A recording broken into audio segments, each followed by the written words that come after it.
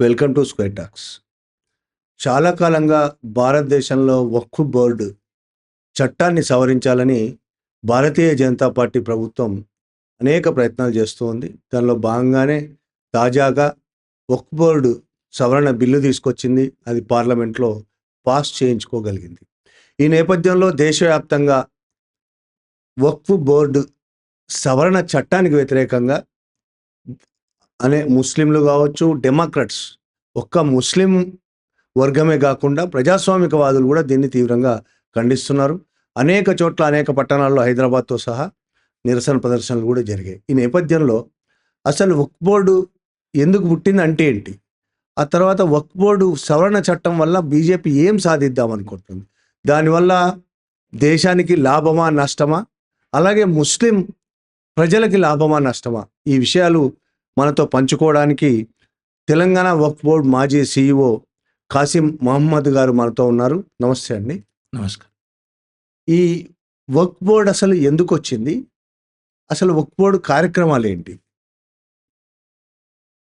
వక్ఫ్ board అనేది మన భారతదేశంలో 12వ శతాబ్దంలో ప్రారంభమైంది, మహమ్మద్ ఘోరీ నుంచి. కానీ అప్పుడున్నటువంటి పరిస్థితులు ముస్లిం సమూహానికి కొంత ఉపయోగపడటానికి ఫండ్ ఏర్పాటు చేసే ఉద్దేశంతో ప్రారంభించినా కూడా 1923 తర్వాత నుంచి దీనికి మనము బ్రిటిష్ ప్రభుత్వ హయాం లోపల వక్ఫ్ చట్టాలు ఏర్పడడం జరిగింది. వక్ఫ్ చట్టాల ప్రకారం ముస్లింల కొరకు, ముస్లింల చేత, ముస్లింల అభివృద్ధి కోసం, సంక్షేమం కోసం ఏర్పాటు చేయబడినటువంటి ఫండ్. దీంట్లో ముఖ్యంగా వక్ఫ్ అనగానే ముస్లింల కొరకు దానం చేయబడినటువంటి ఆస్తి అనేది అర్థం చేసుకోవాలండి. ఇది చాలా ముఖ్యమైన పాయింట్. సాధారణంగా వక్ఫ్ బోర్డు అంటే ఏమిటి? ఈ దానం చేయబడినటువంటి ఆస్తులను సంరక్షించేటువంటి సంస్థ, ధార్మిక సంస్థ, అంతే. దీని మెయిన్ మీనింగ్ మాత్రం ఇదే. వక్ఫ్ ఆస్తుల సంరక్షణార్థం ఏర్పడినటువంటిది వక్ఫ్ బోర్డు. ఇదండి ఈ వక్ఫ్ బోర్డు చట్టము 1995 లోపల మరీ సమగ్రంగా ఏర్పాటు చేయబడింది. తర్వాత 2013 లోపల కూడా దానికి కొన్ని సవరణలు జరిగాయి. అది సాఫీగా నడుస్తూ ఉన్నది. ఇప్పుడు మళ్ళీ దాని మీద అసలు ఈ వక్ఫ్ బోర్డు ఇప్పుడున్న చట్టంలో, గతంలో ఇప్పుడు మార్చారు చట్టం బీజేపీ ప్రభుత్వం, అంతకుముందు ఉన్న చట్టంలో చట్టం కానీ నిబంధనలు కానీ అసలు ఏంటి, ముస్లిం ప్రజలకు ఏ విధంగా ఉపయోగపడతాయి? నిజానికి వక్ఫ్ చేయబడినటువంటి ఆస్తులు ఒక ఉద్దేశంతో చేయబడతాయండి. వక్ఫ్ చేసేవాళ్ళు దాతలు మన్ చాహే వక్ఫ్ అనేటువంటి ఒక స్లోగన్. మన్ చాహే వక్ఫ్ అంటే తాము కోరుకున్నటువంటి విధంగా తమ దానం చేయబడినటువంటి ఆస్తులను నిర్వహించబడాలి, తమ కోరిక ప్రకారం ఆ ఆస్తులను నిర్వహించాలి అనేటువంటిది ఇక్కడ సూత్రం. మన్ చాహే వక్ఫ్ అనేది ఇక్కడ సూత్రం. అయితే వాళ్ళు ఆ మన్ చాహే వక్ఫ్ ప్రకారం దానం చేయబడినటువంటి ఆస్తులను సంరక్షించటమే వక్ఫ్ బోర్డు ముఖ్య ఉద్దేశం అండి. వక్ఫ్ బోర్డు ఏర్పడటం ఓన్లీ వక్ఫ్ ఆస్తులను దానికి దానం చేసినటువంటి వాళ్ళ మనస్సులో ఉన్న కోరికల ప్రకారమే నిర్వర్తించాలి. ఇది వక్ఫ్ బోర్డు ఏర్పడటానికి. ఇప్పుడు దీంట్లో వక్ఫ్ బోర్డు ఆస్తులకు సంబంధించి చాలా కాలంగా అనేక ఆరోపణలు వస్తున్నాయి. ఆక్రమణలు కావచ్చు, వక్ఫ్ బోర్డును భూములను ఆక్రమించాయని కేసులు కూడా చాలా వస్తున్నాయి. అదేవిధంగా వక్ఫ్ బోర్డు ఆస్తులను వక్ఫ్ బోర్డులో ఉన్న వాళ్ళే కొంతమంది దుర్వినియోగం చేస్తున్నారనే ఆరోపణలు కూడా ఉన్నాయి. ఆక్రమించుకొని సొంత విల్లాలు కట్టుకున్నారు అనే ఆరోపణలు కూడా ఉన్నాయి. అదేవిధంగా బయటి వ్యక్తులు కూడా రియల్ ఎస్టేట్ వ్యాపారం కోసం ఉపయోగిస్తున్నారనే ఆరోపణలు ఉన్నాయి. దీని మీద ఏంటి మీ ఉద్దేశం ఏంటంటే? ఈ వ్యవస్థలో కొన్ని లోపాలు ఉన్నాయండి. ఆ లోపాల్లో వక్ఫ్ బోర్డ్‌లో కూడా కొన్ని లోపాలున్నాయి. వక్ఫ్ బోర్డ్‌లో ఉన్నటువంటి వ్యక్తుల లోపల కొంతమంది అలాంటి వాళ్ళు ఉండొచ్చు. కానీ నిజానికి వక్ఫ్ బోర్డ్ ప్రామాణికంగా చేయాల్సినటువంటి పనేమిటి? వక్ఫ్ ఆస్తులను సంరక్షించటం. ఇంకా మీరు అన్నటువంటి భూ ఆక్రమణలు ఇలాంటివి వక్ఫ్ బోర్డ్‌లో అసాధ్యమైన పనులు. ఎలాగంటే వక్ఫ్ అనేటువంటిది మసీదులకు, శ్మశానాలకు లేదా ఇతర ప్రార్థనా స్థలాలకు సంబంధించినవి. లేదా ఏదైనా వక్ఫ్ చేయబడినటువంటి ఆస్తులు ఉన్నట్టయితే ఆ ఆస్తుల ద్వారా వచ్చేటువంటి ఆదాయాన్ని మెయింటైన్ చేయటం. అంతే తప్ప ఎలాంటి ఇతర ప్రభుత్వానికి సంబంధించిన భూములు గానీ, ఇతరుల పట్టా భూములను గానీ వక్ఫ్ బోర్డ్ ఆక్రమించే అధికారం గానీ, అవకాశం గానీ లేదండి. ఒకే ఒక అవకాశం ఏముంది? దానం చేయబడిన వక్ఫ్ బోర్డ్ భూములనే వేరే వాళ్ళు దోచుకుపోయే అవకాశం. వక్ఫ్ బోర్డ్‌లో ఉన్నవాళ్ళు గావచ్చు, బయటి వాళ్ళు గావచ్చు. కానీ వక్ఫ్ బోర్డే ఇక్కడ విక్టిమ్. నా ప్రశ్న కూడా అదే. ఆ! వక్ఫ్ బోర్డు ఇంకోళ్ళది ఆక్రమిస్తుందని కాదు. ఛాన్సే లేదు. వక్ఫ్ బోర్డు భూములను వక్ఫ్ బోర్డులో ఉన్నవాళ్ళు కావచ్చు, బయట వాళ్ళు కాస్త ఆక్రమిస్తున్నారు. ఆ కేసులు అనేక కేసులు ఉన్నాయి కోర్టుల్లో అనేది. కేసులు. అది దురదృష్టవశాత్తు ఏమిటంటే వక్ఫ్ బోర్డ్‌కి ఉన్నటువంటి ఆస్తులు లెక్కల్లో చాలా చూపబెట్టబడుతుంది. లెక్కల్లో కొన్ని 77,000 ఎకరాలు ఉన్నాయి మనకు అని చెప్పబడుతున్నది తెలంగాణ రాష్ట్రానికి. కానీ నిజానికి చూసుకుంటే దాంట్లో చాలా శాతం అవి ఆక్రమణలో గానీ, ఇతరుల ఆధీనంలో గానీ, ప్రభుత్వ ఆధీనంలో గానీ, ఇతర వ్యక్తుల ఆధీనంలో గానీ వక్ఫ్ బోర్డ్ ఆస్తులున్నాయి. ఇక్కడ దోపిడీ చేయబడింది వక్ఫ్ ఆస్తులు. వక్ఫ్ ఆస్తులను వేరే వాళ్ళు ఆక్రమించుకున్నారు. ఇది చాలా ముఖ్యమైన పాయింట్ అండి. అందరూ గమనించాలి. చాలా వరకు ఏంటంటే డిస్ప్యూట్స్ ఉన్నాయి. డిస్ప్యూట్స్‌లో ఏమంటున్నారు? అనవసరంగా వక్ఫ్ బోర్డ్ మా ఆస్తిని క్లెయిమ్ చేస్తుంది అని అంటున్నారు. వక్ఫ్ బోర్డ్ ఇతరుల ఆస్తిని క్లెయిమ్ చేసేంత జ్యుడిషియల్ పవర్ గానీ, దానికి శక్తి గానీ లేదు.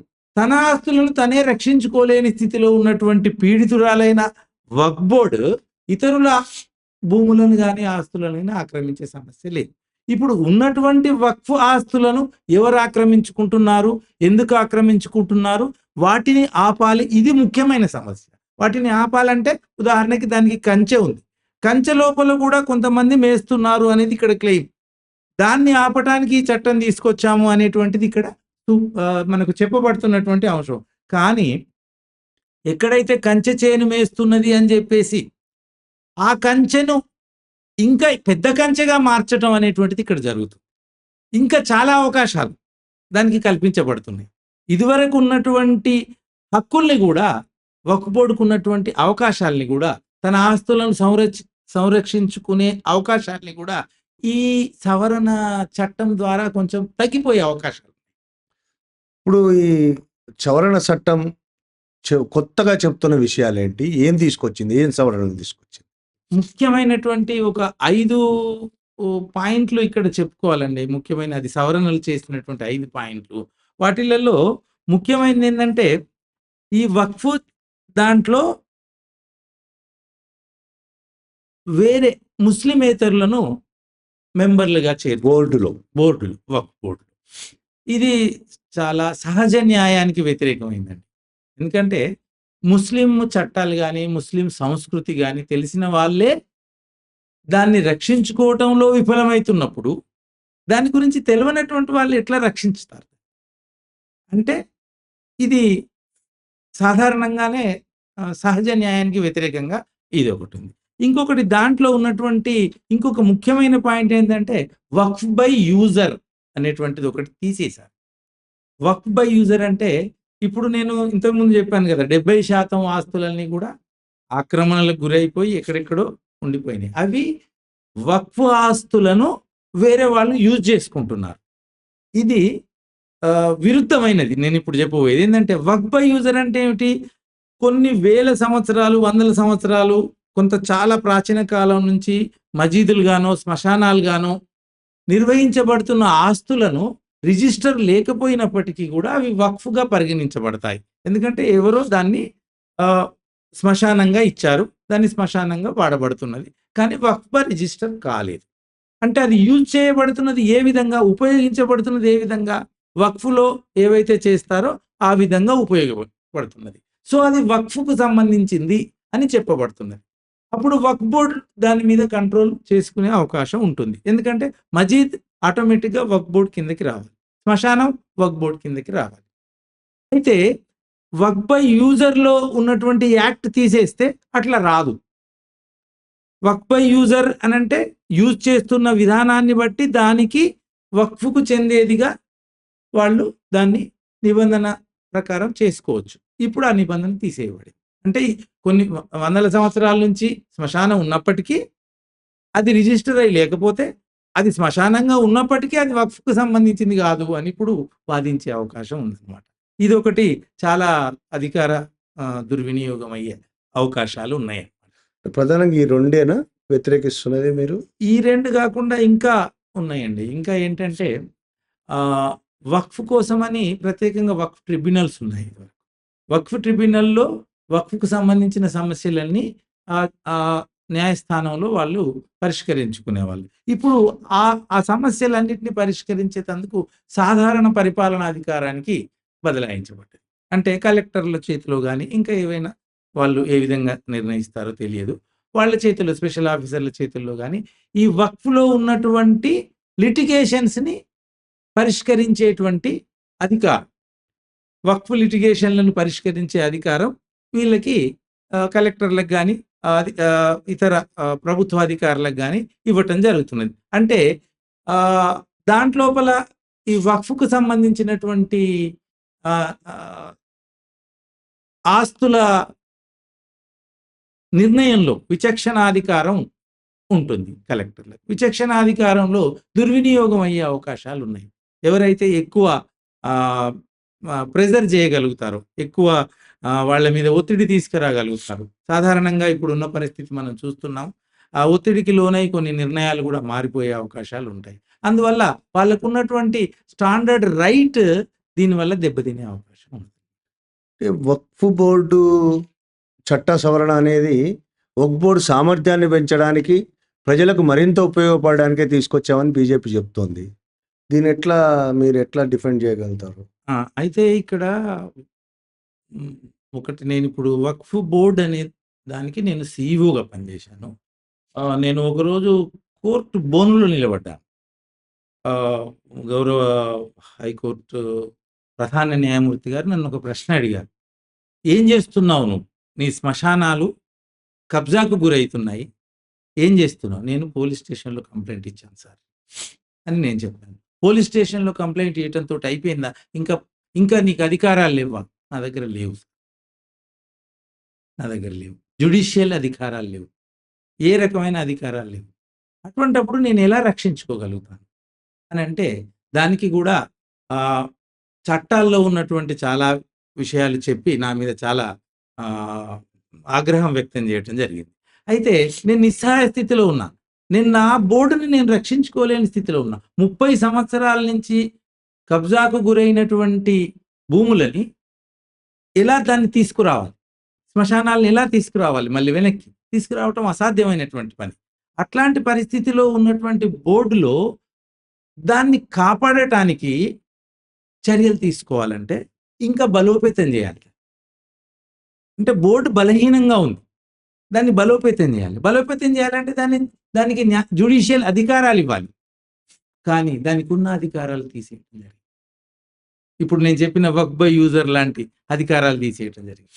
ట్రిబ్యునల్ లాంటి అధికారాలు తీసేయటం. అంటే ఇదివరకు ఉన్నటువంటి నిర్వహణ లోపం ఏదైతే ఉందో దాన్ని తగ్గించాల్సింది పోయి సవరణ బిల్లు ద్వారా, సవరణ చట్టం ద్వారా ఎక్కువ జరిగే అవకాశాలున్నాయని నేను చెప్తాను. ఖచ్చితంగా. అంటే ఖచ్చితమైన నష్టాలేంటి ఇప్పుడు సవరణ జరగడం వల్ల? పర్టిక్యులర్‌గా ఈ నష్టాలు జరగబోతున్నాయని మీరేమైనా చెప్పగలుగుతారా? తప్పకుండా. ఎందుకంటే ఒకటి, వక్ఫ్ ఆస్తులను వక్ఫ్ రక్షించుకునే పరిస్థితిలో లేదు.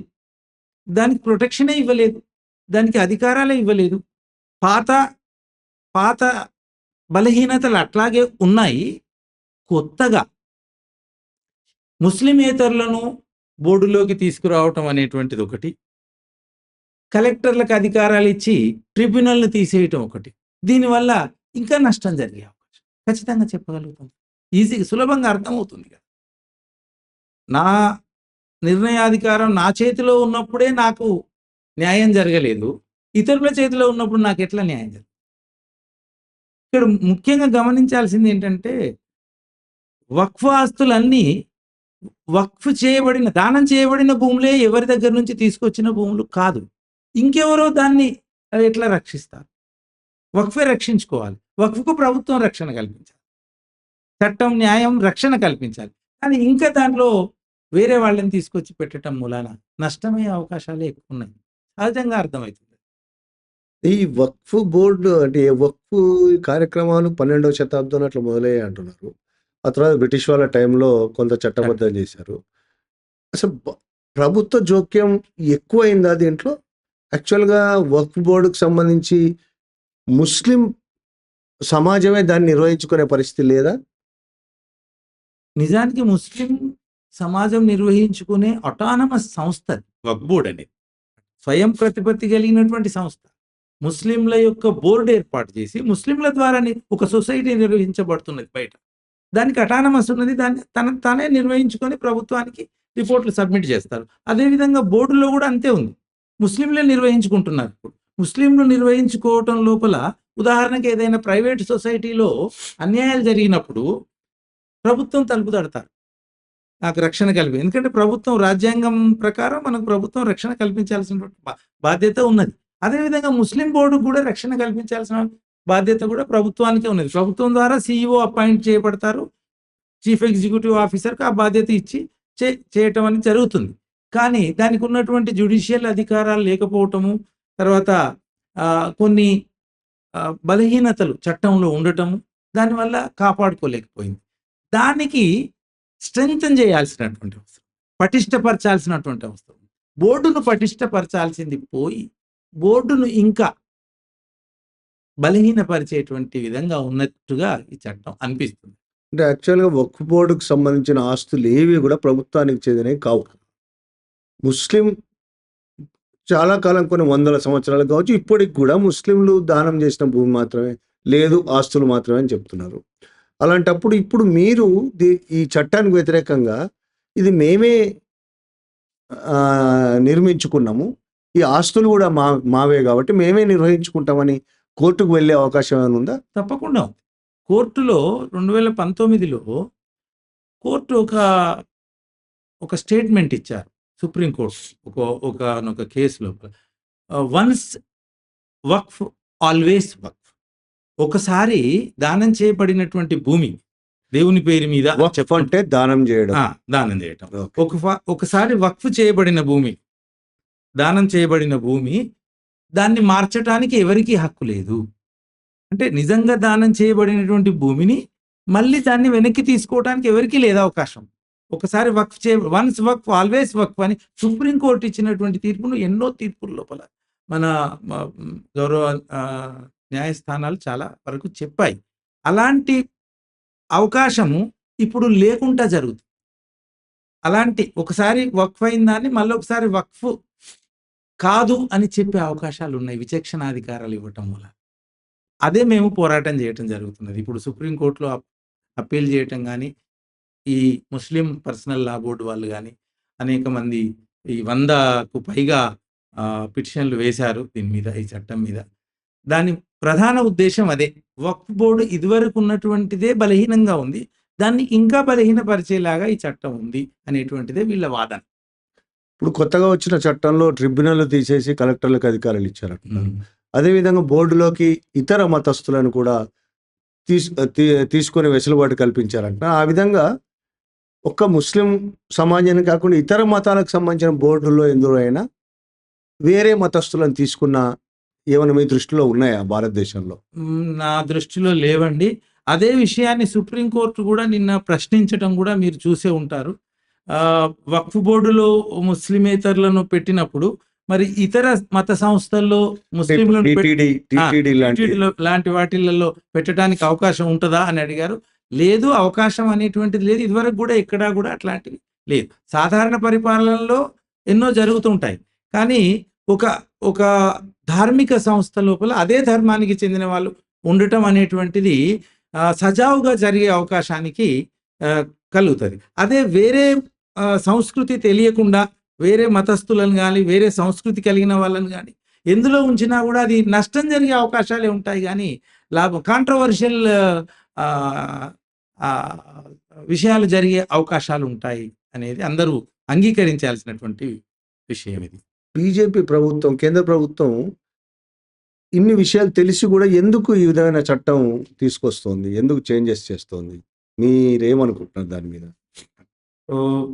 ఇప్పుడు ప్రభుత్వానికి మనము ఏ విధంగా విమర్శ చేయటం అనేటువంటి చట్టం తీసుకొచ్చారు కాబట్టి, దాన్ని మనము కోర్టు ద్వారా ప్రశ్నించటం అనేటువంటిది జరుగుతున్నది కాబట్టి, దాని అభిప్రాయం నా అభిప్రాయం ప్రకారం నేను చెప్పటం జరుగుతుంది.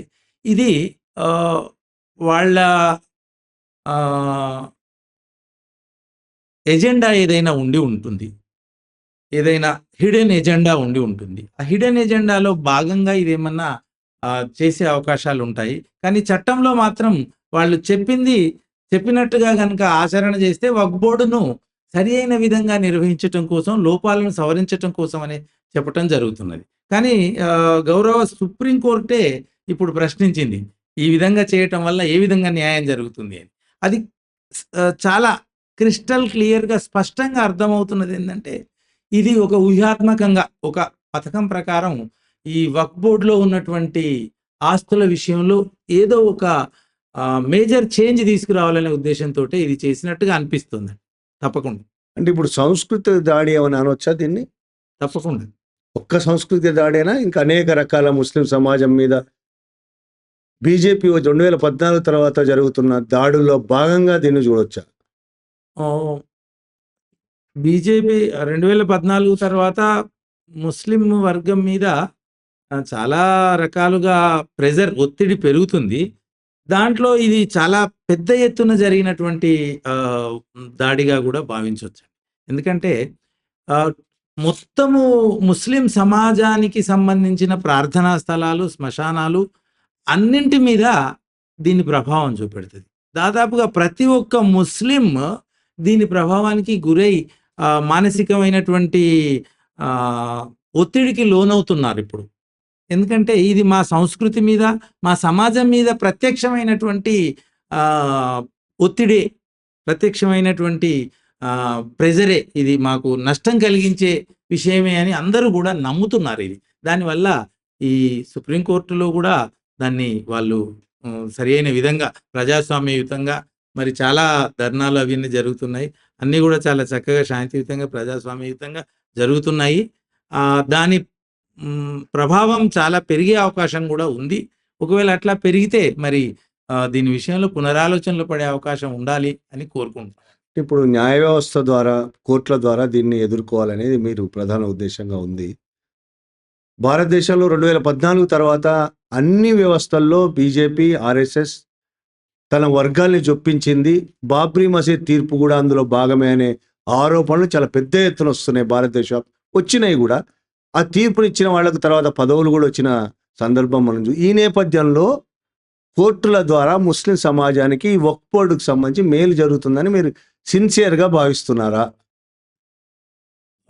జరిగిన సంఘటనలు, ఇప్పుడు మీరు చెప్పినటువంటి తీర్పులు అవన్నీ చూసినట్టయితే ఒక అపనమ్మకం అయితే ఉన్నది.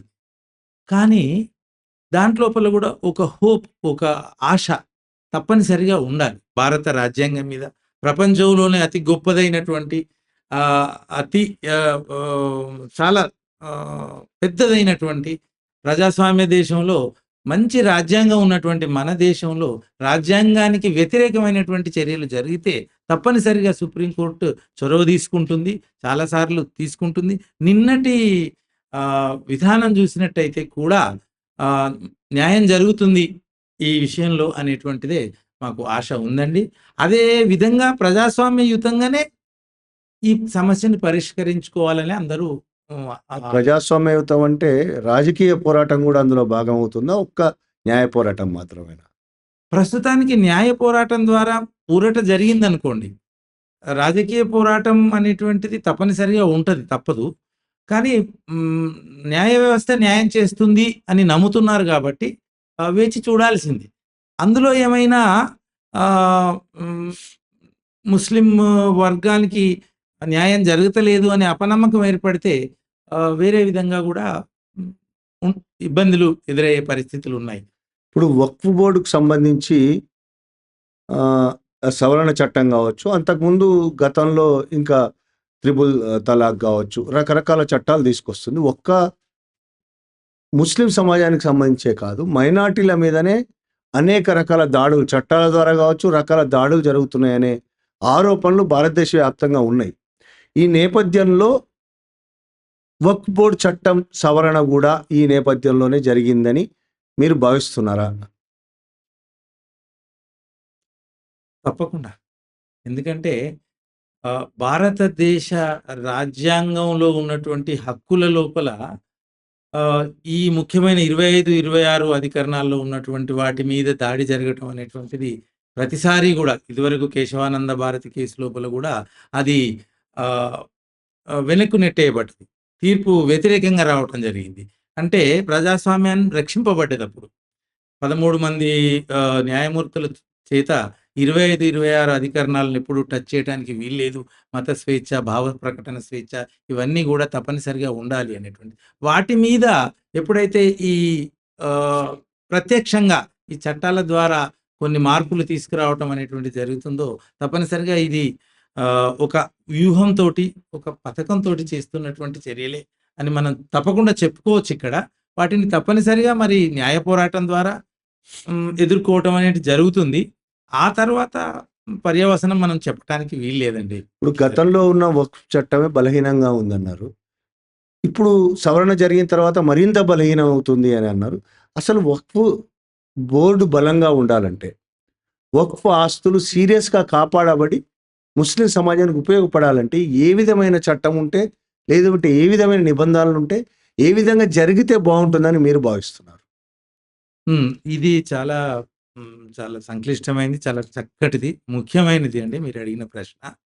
వక్ఫ్ బోర్డ్‌కి ఉన్నటువంటి ఆహ్, ఇప్పుడున్నటువంటి చట్టాలు దాన్ని రక్షించటానికి అవకాశం ఉంది. ఎప్పుడైతే దాన్ని సరియైన విధంగా ఆచరణలో పెట్టినట్టయితే, తప్పనిసరిగా ఉన్న చట్టాలను సరియైన విధంగా ఇంప్లిమెంట్ చేయగలిగితే, వక్ఫ్ బోర్డ్ తనను తాను రక్షించుకోగలుగుతుంది. దాన్ని ఇంతకుముందు మీరు చెప్పినట్టు కంచె చేను మేసినట్టే జరుగుతుంది.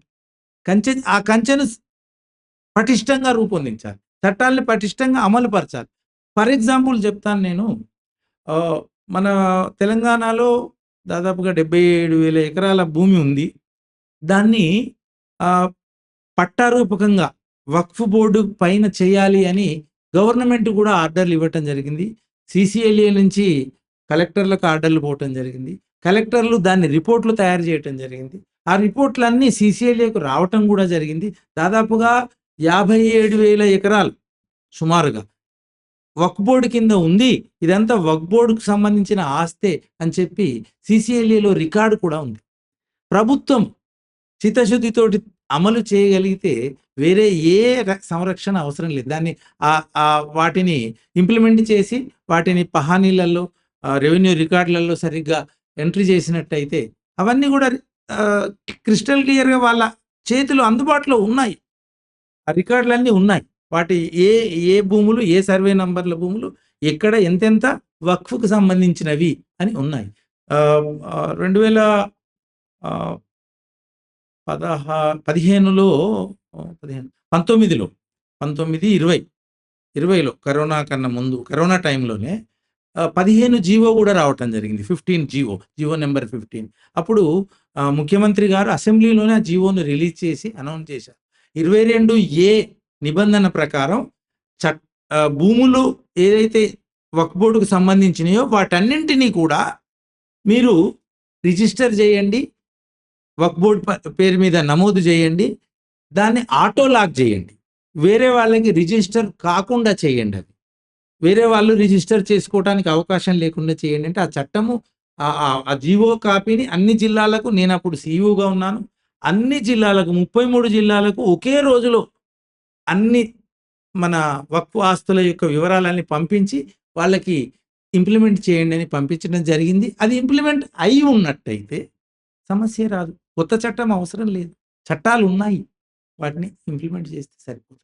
కొత్త చట్టం ఇంకొకటి ఏమిటంటే, నాకు ఏదైనా అవసరం ఉంటే ఉదాహరణకి మీతో మాట్లాడుతున్నప్పుడు నాకు దాహం వేసిందనుకోండి. నాకు కొన్ని మంచినీళ్ళు కావాలని అడుగుతాను. నేను అడగకముందు కూడా నాకు మంచినీళ్ళు ఇచ్చారంటే సంతోషం. కదా! కానీ నేను అడక్కముందు నాకు ఇవ్వటం లోపల మీ ఉద్దేశ్యం ఏంది? ఏ ముస్లిం వక్ఫ్ బోర్డ్ గాని, ఏ ముస్లిం రాజకీయ నాయకుడు గాని, ఏ ముస్లిం సంస్థ గాని నాకు ఈ సవరణ చేయండి అని అడక్కముందు ఈ సవరణ చేయాల్సిన అవసరం ఏముంది? ఇది చాలా ప్రశ్నార్థకమైనటువంటి ముస్లిం సమాజం అంతా మనం డిమాండ్ చేస్తుందని అంటున్నారు కదా లేదు. బీజేపీ వాళ్ళు. అడుగుతున్నారు ముస్లిం సమాజం. ఇప్పుడు ముస్లిం సమాజం అంతా నిలదీస్తున్నారు కదా! ఎందుకు చేశావు ఈ చట్టం? అంటే ఇక్కడ ఒకటేంటంటే, ఇప్పుడు వక్ఫ్ బోర్డ్‌లో లోపాలున్నాయి. వక్ఫ్ బోర్డ్ ఇంప్లిమెంట్‌లో లోపాలున్నాయి. దాంట్లో ఉన్నటువంటి వాటిని ముస్లిమ్స్, ముస్లిమేతరులు, ప్రభుత్వ సంస్థలు, ప్రైవేట్ వాళ్ళు అందరూ దాన్ని కబ్జా చేస్తున్నారు. భూములు, ఆస్తులు వాళ్ళు చాలా కబ్జా చేస్తున్నారు. అన్యాక్రాంతం అయిపోతున్నాయి. వీటిని ఆపటానికి ఏ విధంగా చేయాలి అనేటువంటిది కావాలి గానీ, దాన్ని ఇంకా బలహీనపరిచేటువంటి సవరణ చట్టం అవసరం లేదు అనేటువంటిది ఇక్కడ ముస్లిం సమాజం ప్రశ్నిస్తున్నది. బోర్డు ఈ ఆస్తులను రక్షించుకోవడానికి ప్రతిసారి ప్రభుత్వ ఇతర అంగాల మీద ఆధారపడాల్సిందేనా? బోర్డుకు సొంతగా దీన్ని కాపాడుకోవడానికి కావాల్సిన ఇన్ఫ్రాస్ట్రక్చర్ ప్రభుత్వం కల్పిస్తే బాగుంటుందని మీరు ఎప్పుడే ప్రభుత్వాన్ని అడగలేదా? అడిగాము. ఇప్పుడు నేను సీఈఓగా ఉన్నప్పుడే ప్రభుత్వానికి బోర్డు ద్వారా పంపించడం జరిగింది. జ్యుడిషియల్ పవర్ ఇవ్వండి. ఇప్పుడు ఉదాహరణకి చూడండి, రెవెన్యూ వాళ్ళు భూమికి వాళ్ళు అధికారులు. ఆథరైజ్డ్ సంరక్షకులు అన్నమాట. తెలంగాణ భూమి అంతా కూడా సీసీఎల్ఏ రెవెన్యూ డిపార్ట్మెంట్‌లో వాళ్ళ చేతుల్లో ఉంటదన్నమాట. వాళ్ళు దాన్ని రక్షించడానికి వాళ్ళు చట్టాలు చేస్తారు. వాళ్ళకి జ్యుడిషియల్ మెజిస్ట్రియల్ పవర్స్ తహసీల్దార్‌లకు గాని, డివిజనల్ రెవెన్యూ అధికారులకు గాని, కలెక్టర్‌లకు గాని. ఈ వక్ఫ్ బోర్డ్‌కు లేవు. రెవెన్యూ వాళ్ళ మీద ఆధారపడి ఆటోమేటిక్‌గా వీక్ అయిపోతుంది. దానికోసం మేము ప్రభుత్వాన్ని రిక్వెస్ట్ చేశాము. కానీ అది ఎందుకో దురదృష్టవశాత్తు ఇంకా ఇవ్వబడలేదు. జ్యుడిషియల్ పవర్ ఇవ్వబడలేదు. అంటే ఆలోచనలో ఉందా ప్రభుత్వం ఏమన్నట్లా? కేంద్ర ప్రభుత్వం? అది రాష్ట్ర ప్రభుత్వమే ఇవ్వాలి. రాష్ట్ర రాష్ట్ర ప్రభుత్వం ఇవ్వాలి. కేంద్ర ప్రభుత్వానికి అవసరం లేదు. రాష్ట్ర ప్రభుత్వమే ఇవ్వచ్చు. కాకపోతే అప్పుడు మేము ఇచ్చినటువంటి దానికి పోలీసు శాఖ నుంచి ఒక డీఎస్పీ స్థాయి అధికారిని వక్ఫ్ బోర్డుకు సంరక్షకునిగా డిప్యుటేషన్ మీద పంపడం జరిగింది. దాని ద్వారా కొన్ని ఆస్తులను కూడా సంరక్షించబడటం కూడా జరిగింది. అలాంటిది చిత్తశుద్ధితో చేస్తే తప్పకుండా జరుగుతాయండి. ఓకే. ఈ వక్ఫ్ బోర్డు గురించి ప్రజలందరికీ వివరించినందుకు, ఈ చట్ట సవరణ తర్వాత ముస్లిం సమాజం పడుతున్న బాధను ఆవిష్కరించినందుకు థ్యాంక్ యూ అండి. Thank you.